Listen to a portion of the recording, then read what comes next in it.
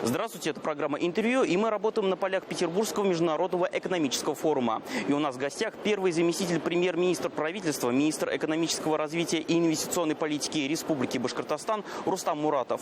Рустам Хамитович, расскажите, пожалуйста, какое количество соглашений на данный момент уже заключено, на какую сумму и все-таки в каких направлениях?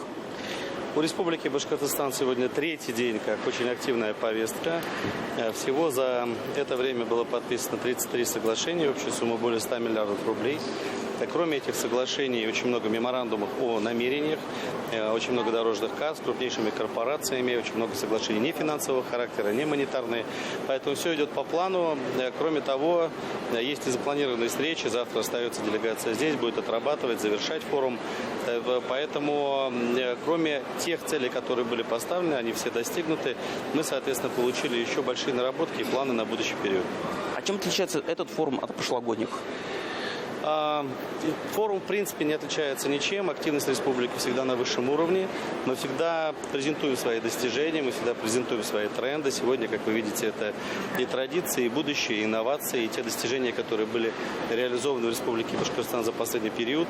Но отличается он внешним периметром. Конечно же, сегодня та турбулентность в экономике, прежде всего мировой, перед нами ставит новые вызовы. Нам необходимо быть более нестандартными, принимать более креативные решения, как в экономике, как и в социально-общественном пространстве. Поэтому в этом плане мы, кроме того, как отчитываемся перед федеральным правительством за те результаты, которые у нас есть, конечно, привезли ряд нововведений, ряд инициатив.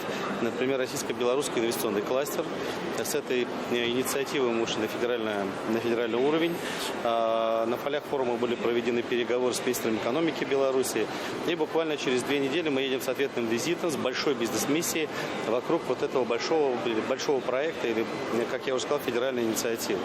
Поэтому форум не отличается, в принципе, ничем. Для нас это не первый форум. С 2007 года Республика Башкортостан активно участвует в Петербургском международном экономическом форуме. Но последние 5 лет под руководством Радифа Фаридовича Хабирова, конечно, все это делается довольно планомерно, с большими амбициями, с большими целями, ну и с большой такой системной работой, которая предшествует этому форуму. Здесь можно отметить дополнительно национальный рейтинг инвестиционного климата. 3-е место, 2-й год подряд. Сильнейшие, не побоюсь этого слова, мастодонты инвестиционного рейтинга, лидеры региона. И в этом плане отрадно, что Республика Башкортостан выступает в стабильном результате. 3-е место, которое мы делим с Московской областью. Поэтому есть над чем работать. Результаты показывают, что все идет правильно. Что несмотря на изменения внешней среды, ключевую ставку, другие вызовы, мировые вызовы, все в республике делается правильно с точки зрения инвестиций. 6-й год мы исторический максимум по динамике, по объему инвестиций. Поэтому двигаемся дальше. Все планы будут реализованы. И тем более республика представляет очень огромное число и количество субсидий предпринимательным бизнесменам, которые заходят к нам.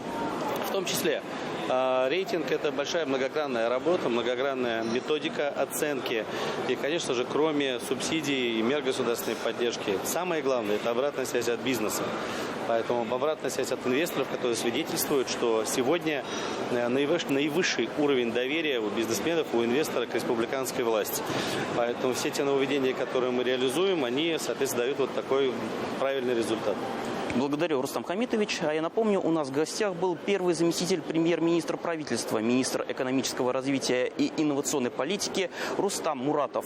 Это была программа «Интервью». До свидания и до скорой встречи.